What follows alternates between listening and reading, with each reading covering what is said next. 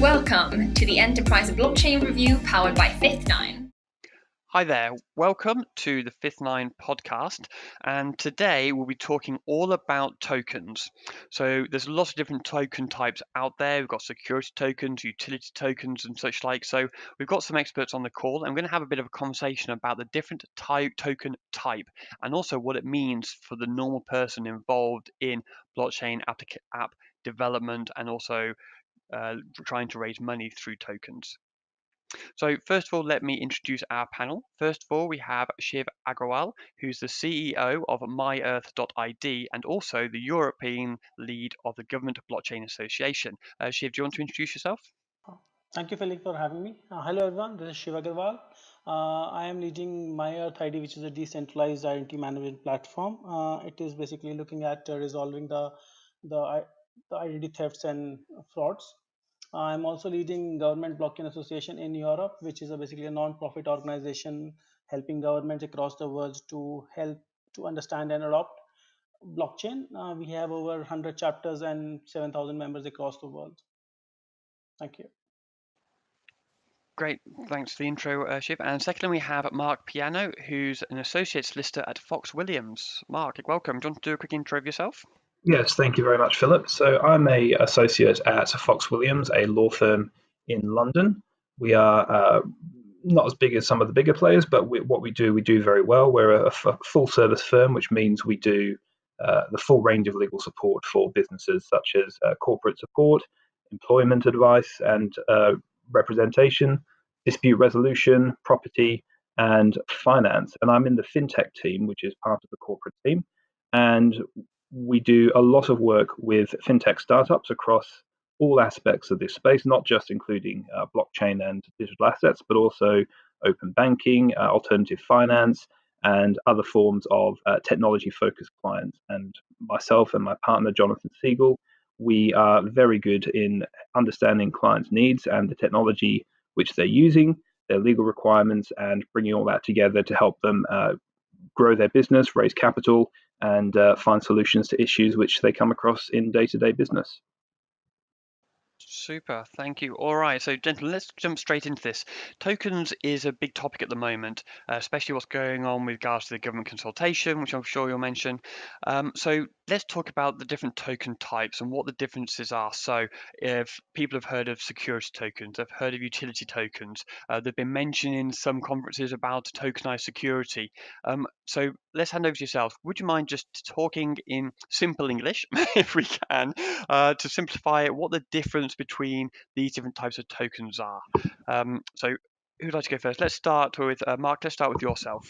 Sure. So the taxonomy or the terminology which is emerging and is going to be the basis, as it appears at the moment, for consultation on regulation and legislation going forward on this space is taken from the Crypto Assets Task Force, which is a group comprising the Treasury, the Bank of England, and the Financial Conduct Authority, which is the UK's financial services regulator, and which I'll refer to as the FCA during this conversation. And they published a report last year, which set the ground for some of the consultations and legislative and regulatory proposals we're now starting to see emerge. And in that report, and if you want to follow along, it's at paragraph 2.11, we have the base taxonomy. And they are split into exchange tokens, security tokens, and utility tokens. So I'll read directly from the report because it's quite a nice, clear definitions. Exchange tokens are often referred to as cryptocurrencies, such as Bitcoin, Litecoin, and equivalents. They utilize a DLT, or digital ledger technology, of which blockchain can be an expression of that platform, and are not issued or backed by a central bank or other central body. And that's a key delineator for these different types of tokens, because exchange tokens don't have a central issuer or project or business or entity behind them. That was just my emphasis there. They do not provide the types of rights or access provided by security or utility tokens, but are used as a means of exchange or for investment. Then we have security tokens, and these amount to a specified investment as set out in the Financial Services and Markets Act 2000, Regulated Activities Order, or the RAO, and I'll talk about those a little later on because they're quite important for this discussion. These may provide rights such as ownership, repayment of a specific sum of money, or entitlement to a share in future profits. They may also be transferable securities or financial instruments under a piece of European legislation called MiFID. And then utility tokens, which can be redeemed for access to a specific product or service that is typically provided using a DLT platform. Utility tokens form a large portion of the end results of capital fundraisings using initial token or initial coin offerings that we've seen in the fairly recent past. Okay, so just so I can jump in there, just so the security then is if you have profits, like, so in my language, it has to be like shares. I've got a share in something. Therefore, if you make a profit, I get dividends because that company's made a profit. Is that kind of in normal language the best way to equate it to? At a very broad level, yes. And as a lawyer, nuance is needed, and security is quite a broad concept which has quite a lot of different strata to it. But in general, if it's something which is an investment proposition or is a form of investment, it's generally considered to be a security, but there's a lot of detail to that, which we'll hopefully go into during this conversation. Okay, so just throwing in the mix, Shiv, just before I come to yourself, what about stable coins? So on the exchange coin, you mentioned it's a coin like Litecoin, etc. does not have a backing backed by a bank. But what about something that's backed by like gold or oil? Where does that fall in?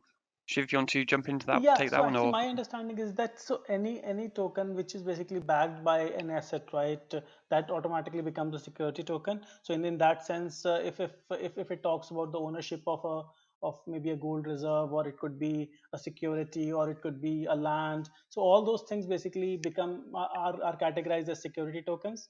And on the flip side, when we started talking about utility tokens, I think utility token is primarily about offering future services at discounted prices today to raise funds, right? So this is the key difference, right? So on one side you are selling services, future services at discounted price.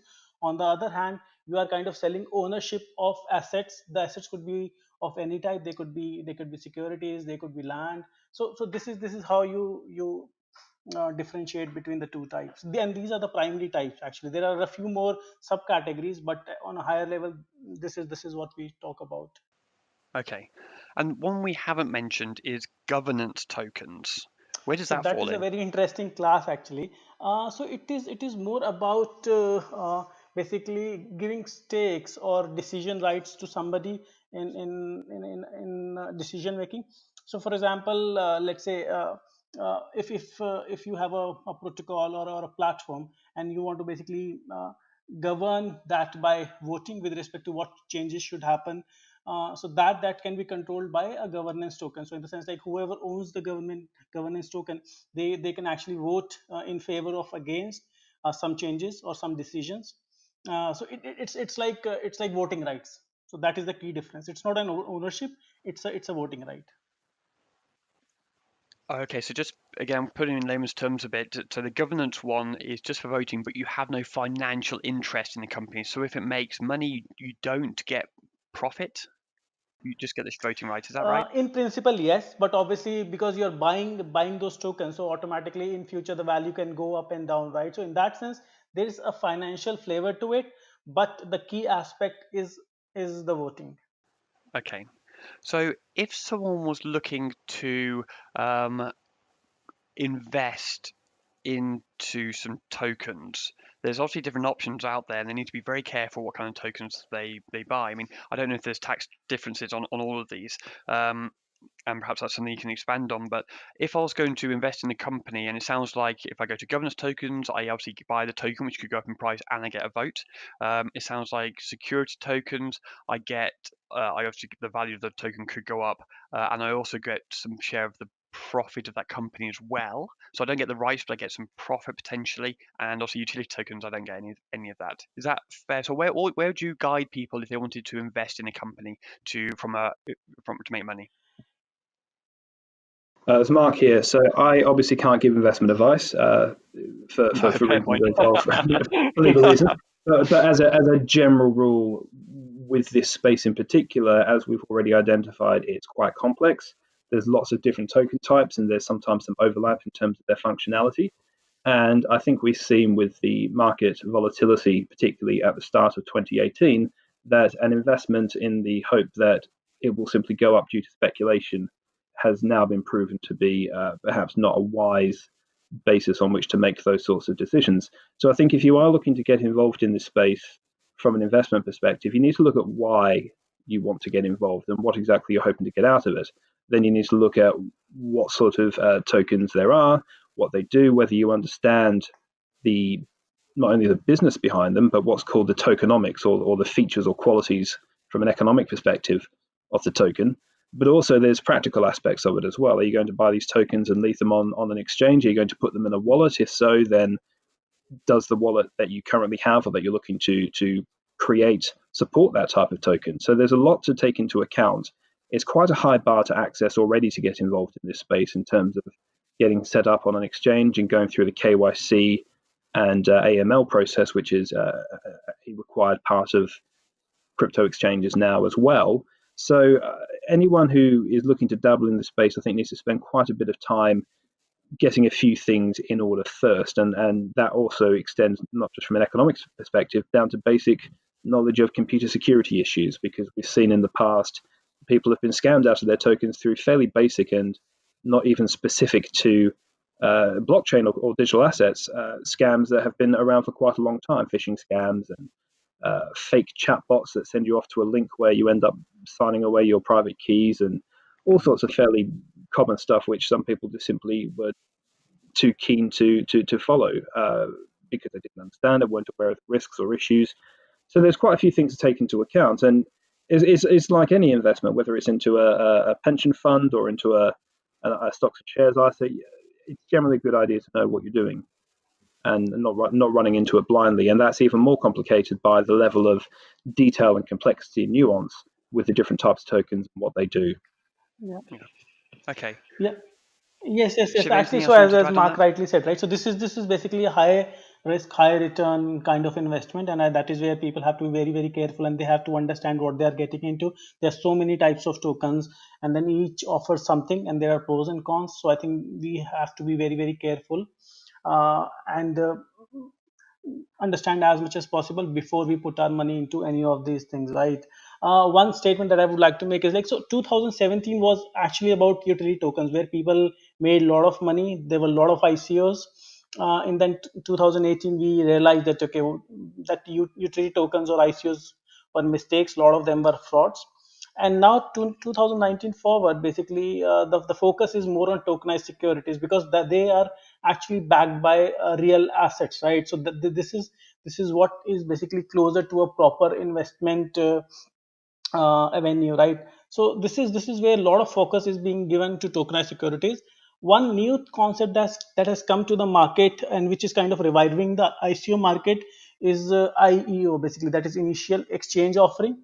So ICO was about selling tokens directly to the user, right? So as a company, I'm selling my tokens directly to the users, and there's no exchange involved.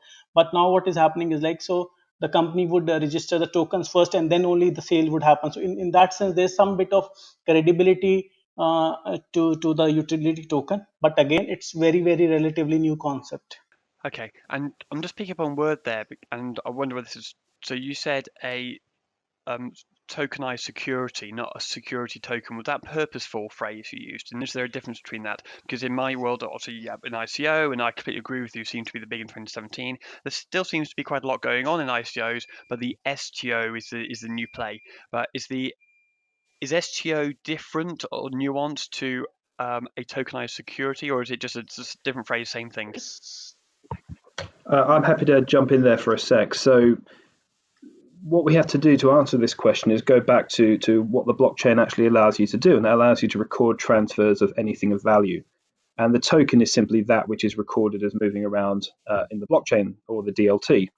And so the token can represent something off-chain, as an expression which I use sometimes, and it's simply a representation of the transfers of ownership of that asset which doesn't actually exist on the blockchain. So it's representational.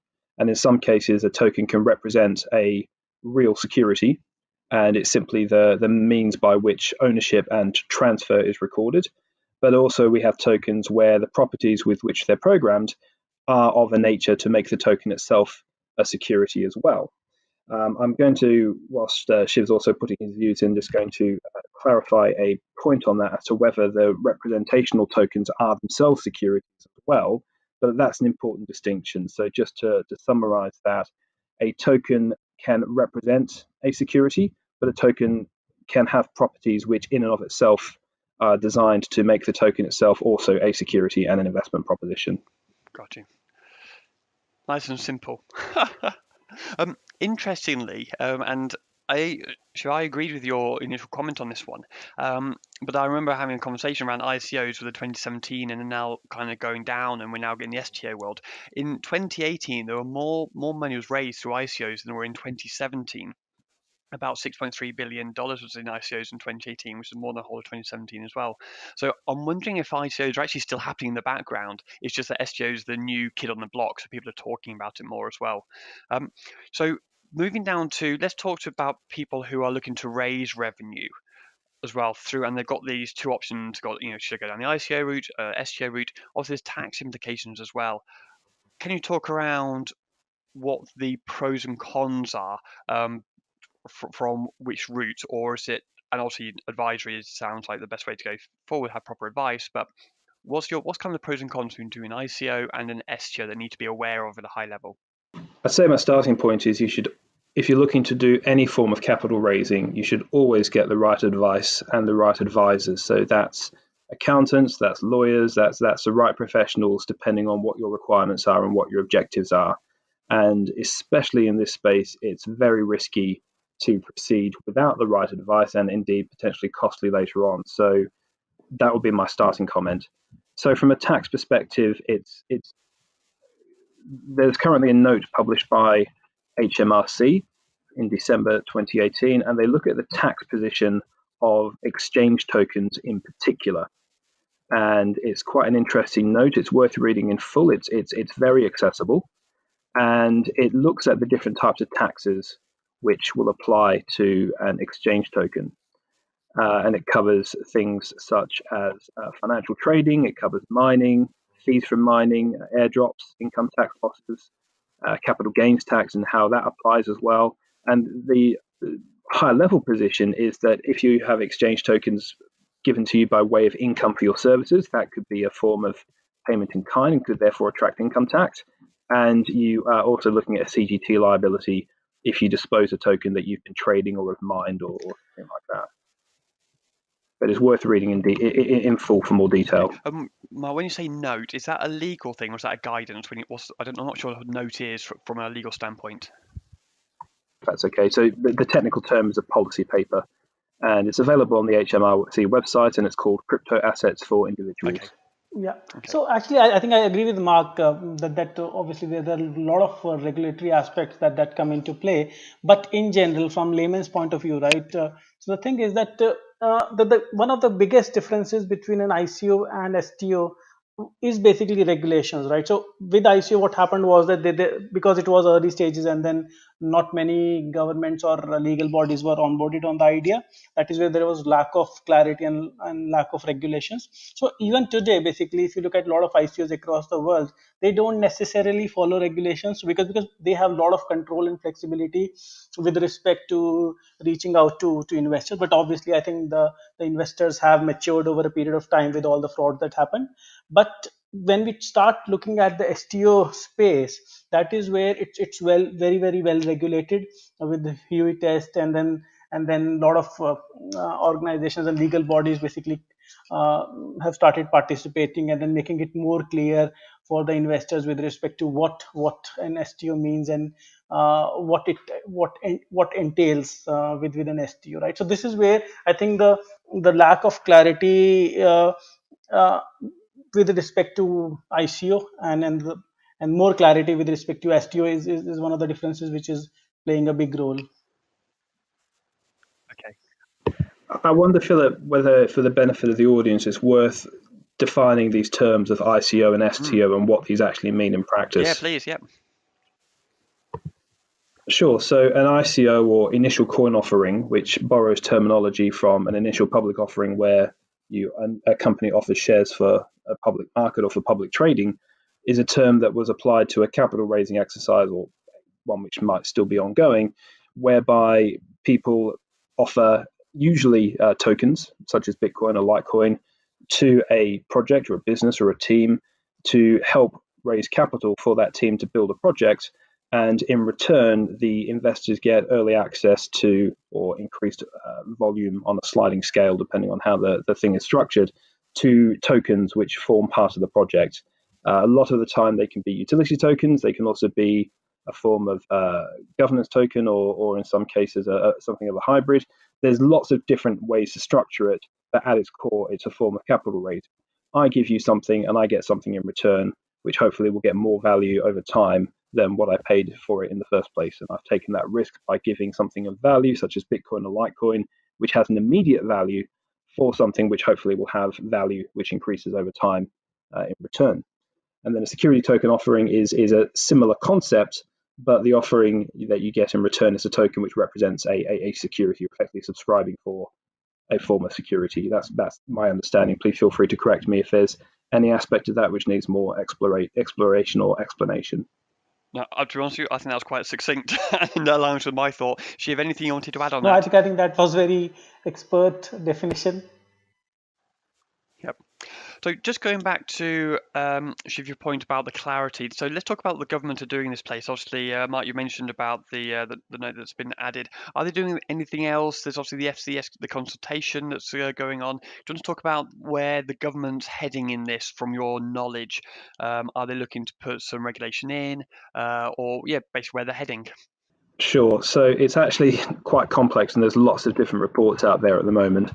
So there was one report published in September last year by what's called the Treasury Committee's or Treasury Select Committee's Digital Currencies Inquiry, and that report was published on the 19th of September 2018. And one of the conclusions amongst the findings of that report was that the process of ICOs should be regulated by the FCA fairly urgently. That was then followed by the Crypto Assets Task Force report. I was trying to find the date, bear with me a moment, which I think was published shortly after. Sorry, that was published late last year as well. And that was more of a broader picture from a high-level perspective from Bank of England, Treasury, and FCA. Then the FCA published in January this year, and the consultation closed a couple of weeks ago, a consultation paper for their guidance on crypto assets. And what this effectively did was set out the FCA's thinking on treatment of exchange, utility, and security tokens, and their initial analysis as to whether some or all of these fall into the regulatory perimeter, as it's called, of the FCA, and then invited responses and comments from interested parties. It was a public consultation. The document was publicly available, and I'm sure the consultation responses will be published in due course. But what's also interesting in that paper is they set out a timetable and further consultations and documents that the FCA will put out. So that in their upcoming work, and this is in paragraph 6.1 of the FCA's guidance paper, it's CP19/3 if people are interested, we've got consultation on a potential prohibition of the sale to retail consumers of derivatives, and these are financial products which are based on something else, referencing certain types of crypto assets, for example, exchange tokens, including contracts for differences, options, futures, and transferable securities. And that's going to be at some point this year. The FCA is also going to publish findings on consumer research on the use of crypto assets. That was stated to be early 2019, and they'll continue to monitor market developments and regularly review the UK's approach, and that's the UK Crypto Assets Task Force. And I think it's worth pointing out that the FCA can only regulate what they're told to regulate by the government, and that's set out in the Financial Services Legislation Framework, which is overarched by the Financial Services and Markets Act of 2000, which is a key piece of legislation, and that also led to the creation of what was the FSA and now the FCA. And then we have a piece of legislation called the Regulated Activities Order, and that sets out what are known as specified investments. I'm not sure this podcast is the best format to go into an introduction of financial services regulation, but that's a very, very high level perspective. And the takeaway is, if something is a specified investment, you need to be able to have some sort of authorization or exemption to be able to do things with those specified investments. Otherwise, it's prohibited. Okay. And just for clarity, this aligns to, is it just England and Wales? Is it the whole of UK? What's the jurisdiction of these rules? Sure. So the FCA is the Financial Conduct Authority, and it's a financial services regulator for the United Kingdom. And so if you're a person who's based in the United Kingdom or looking to do things in the United Kingdom, you have to have regard to this legislative framework and the requirements that go with it. Super. All right. Super. So I just want to close on my final question, which is all about how you think, just getting your view of how you think this will affect startups. So, as we all know, in 2017, a lot of startups were raising a lot of capital, and as Shiv put it quite nicely, a lot of it was rubbish, a lot of nonsense was out there, and we're now into a bit more maturity, but now we've obviously gone to this explosion of different security types, different rules, different regulations, tax impact, and I think the message that's coming loud and clear from this is that people need to get advice because it's a complex world we live in on this. So let's start with Shiv with yourself. What's your view of how you think this is going to impact the new startups which are out there, which are going, right, we've got a great idea, but we need, maybe they've got a white paper, maybe they've got a minimal viable product out there, and they're now looking to raise capital through tokenization. Yeah, so I think the key idea behind tokenization was that easy access to funds for innovative ideas, right? Because obviously, I think before ICOs came into play, I think we were talking about VCs or institutional money, which is difficult to get, right? And a lot of ideas were suffering because obviously they did not have access to the right amount. So that is where ICO has a market and ICO had a purpose. But now I think because of all the frauds, because of all the things happened in last 2 or 3 years, the investors have gotten very, very smart now, right?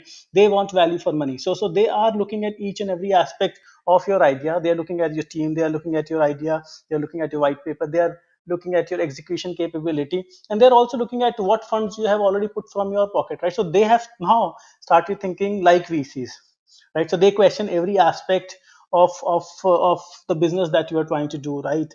And what you are trying to do with the token or the funds that you are trying to raise. So in that sense, this market has become lot more mature, which is a good thing, but it has become very difficult to raise funds by doing a token sale, right? But having said that, I think if as a startup, I think I have to think really hard with respect to what my idea is all about and what is the value that I'm providing to the investor, right? So obviously you can still do an ICO, you can still do an initial exchange offering, you can still do an STO, but then obviously depending on which sector you are in or what your business idea is, like if you're offering a service, then I think ICO is still a way to go, but then obviously you need to follow all the regulations and you have to make it very, very clear to the investors as to what is the value proposition. But if you are working with some real life assets or maybe on chain or off chain, then I think obviously the STO is the way to go, right? But again, then there are a lot more regulations. So I think what has changed in the last 2 years, that the startups have to basically now spend more money with respect to hiring experts to get the right guidance, to get the right advice, to go with the right vehicle of investment, so that so that they can attract the right level of investments. Super. Thank you. And Marc? So I'd like to just cover a few different points in closing. So first, from a legal and regulatory perspective, I'm actually quite enthused by the level of focus and attention and resources that different government bodies and regulators and even lawmakers, from my experience on the panel with you, Phillip, at the All-Party Parliamentary Group on Blockchain in January, as well as other evidence sessions that were held. And for the benefit of the audience, an All-Party Parliamentary Group is effectively a working group of people on a particular topic, and there's hundreds of them, and they're attended by lawmakers who want to have some questions or want to find out some more information on a particular topic. So there's one for blockchain. It's very well attended by both lawmakers and experts, and it's a good example of how government is actually very interested in this space. They're not necessarily looking to clamp down on it. They see it's here to stay, and they want to make sure that it's properly addressed from a legal perspective to protect investors from some of the scams we've seen in the past, and also to ensure that the UK can take advantage of it and what the UK has to offer in this space. That London and other parts of the UK are very well regarded internationally already for their tech startups and tech presence, The UK is also very well regarded as a services sector economy. We have some fantastic universities here, and we have a great talent stream of people all around the world coming to study here. And being able to combine all of those elements, I think, will put the UK in a very strong position globally to be able to lead the way in this space, not just legally, but also from a technology and innovation perspective. So I'd just like to sing the praises of the efforts of lawmakers and regulators and their different bodies doing work in this space. In terms of capital raising, look, capital raising costs money. There's no way around it. And tokenization is a business model, but it's not the only one. And from a capital raising perspective, ICOs or STOs are a form of capital raising, but also not the only one. There's the more traditional VC or PE investments.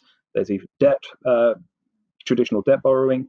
There's lots of different ways to raise capital. So for anyone looking to enter this space or to raise funds in this space, you need to look at what actually is the best option for your particular business, for your current circumstances, your future circumstances, and your objectives.